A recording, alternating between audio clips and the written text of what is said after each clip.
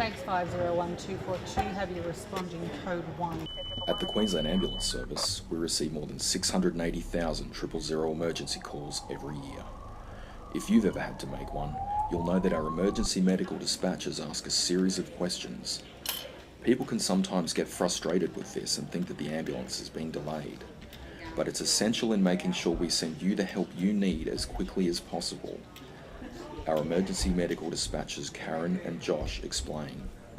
So we start off with the address, and depending on where that call is coming from, we might ask for that to be repeated, and that's to make sure we get the ambulance to the right place as quickly as possible. We don't want to mistake with a similar address in the same suburb, or the wrong city, or the wrong name of a business or a hotel.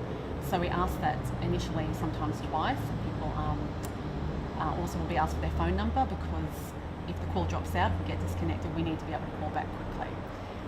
We'll then ask a series of questions about what happened, because there can be a critical difference between someone with chest pain or someone with chest pain because they've had a serious accident and they've had a crush injury to their chest. So we'll ask exactly what happened to try and determine what level of ambulance response we need to send, what type of paramedics.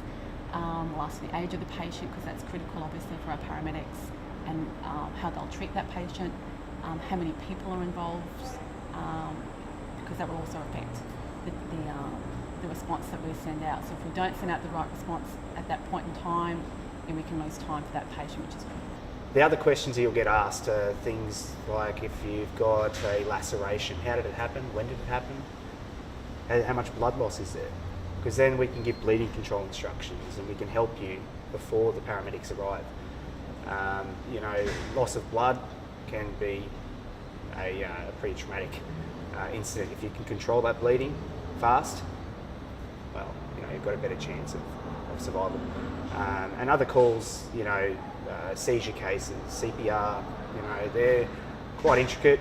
A lot of questions will be asked, but there's good reasons for that. And basically what it does is it codes the job, and it prioritised bases those jobs, so that we have an idea of what's important and what can wait a little bit longer, because there's only so many resources, and we've got to get them to the ones that really need it. It doesn't delay the ambulance.